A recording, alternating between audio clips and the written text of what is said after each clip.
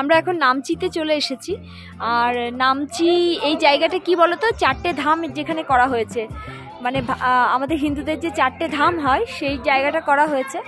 আর এই জায়গাটাতে এসেছি, এখানে মানে এত সুন্দর ওয়েদার না, মেঘ আছে, রোদ আছে, ঠান্ডা, খুব সুন্দর ওয়েদার, মানে এনজয় করছি বিষয়টা। আর আমাদের গাড়িটা এইটা দাঁড়িয়ে আছে, তো এই জায়গাটা তোমাদেরকে দেখাবো। আর এইখান দিয়ে উঠে যেতে হবে, এখানে সিঁড়ি আছে, এখান দিয়ে উঠে ওই শিব ঠাকুরের পুরো জায়গাটা আছে, আমি তোমাদেরকে দেখাবো। নামচিতে যখন এখানে গেলাম, ওয়েদারটা ঠান্ডা ছিল, কিন্তু কি বলতো, খুব যে একটা ঠান্ডা ছিল তা কিন্তু নয়, আরামদায়ক ওয়েদার। কিন্তু টেম্পারেচার সবসময় দেখছি 18 থেকে 19 ডিগ্রি, তার থেকে একটু বেশিই ছিল বরং। বেশিরভাগই দেখো গায়ে কিন্তু ফুলহাতা জামা নেই বা সোয়েটার নেই, কারণ মনোরম ওয়েদার, কিন্তু খুব ঠান্ডা নয়। আর ভেতরে যেখানেই তোমরা যাবে সমস্ত সিকিম গভর্নমেন্টের আন্ডারে, অতএব পুরোটাই টিকিট কেটে তোমাদের যেতে হবে। আমাদের 3 জনের টিকিট আমার হাজব্যান্ড কেটে নিল। আর যেহেতু পাহাড় কেটে কেটে সমস্ত জিনিসই তৈরি করা হয়েছে, প্রচণ্ড হাঁটা, অনেক হাঁটতে হয়। আর কিছু ফটোগ্রাফ আজকে আমি শেয়ার করেছি তোমাদের সাথে, দেখো যতটুকু পেরেছি। ভেতরে দোকান আছে, আর এটা হচ্ছে এন্ট্রি গেট, তো এখান থেকে তোমার ভেতরে যাওয়া যাবে ওই 4 ধামের যে জায়গাটা করা হয়েছে। এখানে একটা ছোট্ট বাগানের মতো করেছে, আমরা যেরকম ছোট ছোট গোলাপ বাড়িতে লাগাই না চারা গাছ কিনে, এখানে দেখলাম পাহাড়ে নিজের থেকেই অনেক জায়গায় গোলাপ হয়েছে, কিন্তু সেগুলো কোনো যত্নও করা হয় না, নিজের থেকেই সুন্দর সুন্দর গোলাপ হয়েছে। এগুলো অবশ্য বাগানের মধ্যে পড়ে, কারণ এরা যত্ন করেছে, এই জায়গাটা সাজিয়েছে। আর আমি দেখলাম যে যখন প্রণব মুখার্জি রাষ্ট্রপতি ছিলেন, ইনি এই জায়গাটা উদ্বোধন করেছিলেন সিকিম গভর্নমেন্টের সাথে। বেশ সুন্দর জায়গা, অনেকটা উঁচুতে, আর ঠান্ডা ঠান্ডা একটা আমেজ আছে। যেহেতু কলকাতা এখন প্রচণ্ড গরম, তাই আমার ঠান্ডাটাই আগে মনে পড়ছে।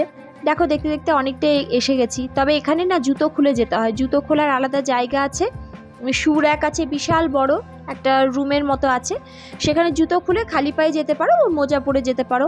সেই জন্য জায়গাগুলো ভীষণ পরিষ্কার। আর সিকিম গভর্নমেন্টের যতগুলো আমরা ট্যুরিজমের জায়গা দেখলাম, প্রত্যেকটাই কিন্তু পরিষ্কার। দেখো এটা অনেকটা দেওঘরের মন্দিরের মতো চলে এসেছি না, বদ্রীনাথের মতো। বদ্রীনাথ ধাম যেটা আমরা গেছিলাম যে ধামে, তো দেখো তারই মধ্যে যেটা দেওঘরে আছে, আর পেছনে কেদারনাথের শিবের যে ধ্যানমগ্ন যে বড় স্ট্রাকচারটা তোমরা দেখতে পাচ্ছ, সত্যি বলছি এক জায়গায় আমাদের 4টে ধাম দেখার সৌভাগ্য আমাদের, সত্যি এটা খুবই ভালো ব্যাপার, কারণ বিভিন্ন জায়গায় তো আমাদের দেখা হয় না। তবে ভেতরে পুজোও হচ্ছিল, আমি যতটুকু পেরেছি মানে লোকচক্ষুর অন্তরালে গিয়েই বলতে পারো একটু ভিডিও করে এনেছি, যদিও এখানে অনেক জায়গায় ভিডিও করা অ্যালাউড ছিল না। আর এত উঁচু উঁচু সব জায়গায় না নামগুলোও ঠিকঠাক করে তুলতে পারছিলাম না। দেখো এখানে কেদারেশ্বর লেখা আছে, আর বিশাল বড় এরিয়া জুড়ে এই জায়গাটা করা হয়েছে। তবে সবটাই সিকিম গভর্নমেন্টের ছোঁয়া তো একটা আছে, তবে ওয়েল মেনটেন্ড, কোথাও পরিষ্কার পরিচ্ছন্নর কমতি কিন্তু নেই। দেখো কোথায় কোথায় কোন মন্দির আছে তার কিছু ফটো তোমাদের দিয়েছি, তোমরা যদি পরবর্তীকালে এখানে যাও, এখানে কিন্তু তোমরা দেখতে পাবে যে সবটাই সিস্টেমেটিক ওয়েতে চলে। আর রামেশ্বরম মন্দিরটাও দেখেছি, এর ভেতরেও কিন্তু পুজো হয়। সাউথেতেও গেলে রামেশ্বরম মন্দিরটা আমরা দেখতেই পাই, কিন্তু সবার পক্ষে তো সাউথে যাওয়া সম্ভব হয় না রামেশ্বর মন্দির দেখার জন্য, আমরা কিন্তু এখানেই দেখতে পেয়ে গেছি। আর মন্দির মানে মূর্তিগুলো এত বড় বড় যে অনেকটা দূর থেকে ছবি তুলতে তুলতে না একটু ছোট হয়ে গেছে। তবে হ্যাঁ, অবশ্যই অনেকটা হাঁটতে হবে। ভেতরটা দেখো সবাই পুজো দিচ্ছে, ওখানে পুরোহিত আছে, প্রসাদ বিক্রি হচ্ছে, খুব সুন্দর ব্যবস্থা। আর এটা মন্দিরের ভেতরে অসম্ভব সুন্দর কারুকার্য, শিব ঠাকুরের বিভিন্ন রকমের ধ্যানমগ্ন ছবি, এখানে বিষ্ণু আছেন, নারায়ণ আছেন, সব রকম। তবে ভেতরে ক্যামেরা অ্যালাউড ছিল না। আমি খুব মানে বলতে পারো সন্তর্পণেই ভিডিওটা করেছি। যাই হোক, এত দূরে এসেছি, আমার মনে হয় সবারই একটু দেখা দরকার, কারণ এত সুন্দর জায়গায় তো সবারই সৌভাগ্য হয় না। সিকিম আসা অনেকটা পরিশ্রমের ব্যাপার, কারণ পাহাড়ে প্রচুর উঠতে হয়, অনেকটা হাঁটতে হয়।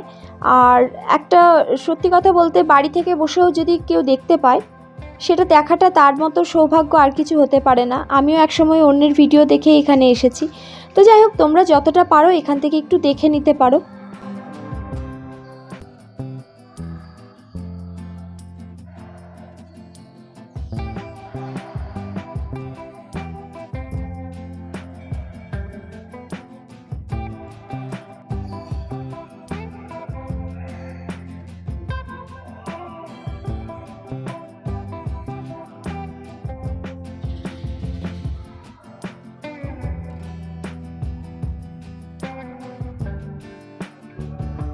আমরা অনেকেই দেখছিলাম পুজো করছিল, কিন্তু আমরা কিন্তু পুজো করিনি, কারণ পুজো করব বলে তো আমরা যাইনি, আমরা জায়গাটা ঘুরবো, দেখবো, ছবি তুলবো বলে গেছিলাম।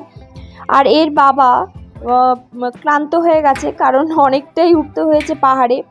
তবে যাদের হাঁটু, কোমর, পায়ে সমস্যা, তাদের কিন্তু এইসব জায়গায় হাঁটাচলা করা খুবই সমস্যার বিষয়, কারণ অনেকটা হাঁটতে হবে।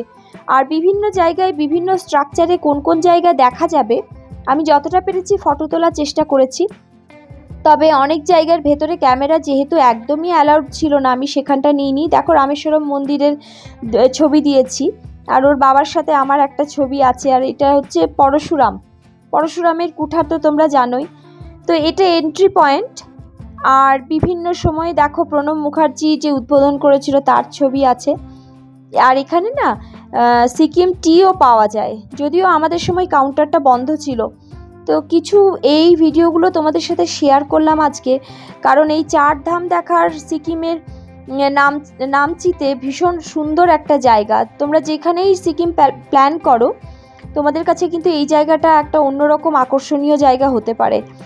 আর ফেরার পালা, পাহাড়ে যতটা উঠেছি ততটা নামার সময়টা সামনে দেখছো তো হঠাৎ করে মেঘ করে গেছে, কুয়াশা চতুর্দিকে।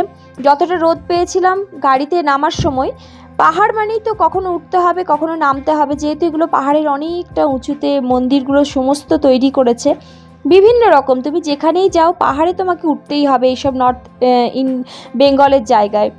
তো যাই হোক, আমরা যখন ফেরার সময় তোমাদেরকে ভিডিওটা একটু করলাম। আর এত ক্যামেরাটা নড়ছে তার জন্য দুঃখিত, কারণ রাস্তার মাঝে মাঝে ল্যান্ডস্লাইডিংয়ের জন্য রাস্তার অবস্থা খুব খারাপ হয়ে যায়। আর কিছুদিন আগে শুনলাম এখানে বিশাল একটা ল্যান্ডস্লাইডিং হয়েছিল বৃষ্টিতে, তার জন্য সিকিম গভর্নমেন্ট থেকে অনেকটা চেষ্টা করছে যাতে রাস্তাটা ঠিক করা যায়, কিন্তু পাহাড়ের কথা তো বলা যায় না।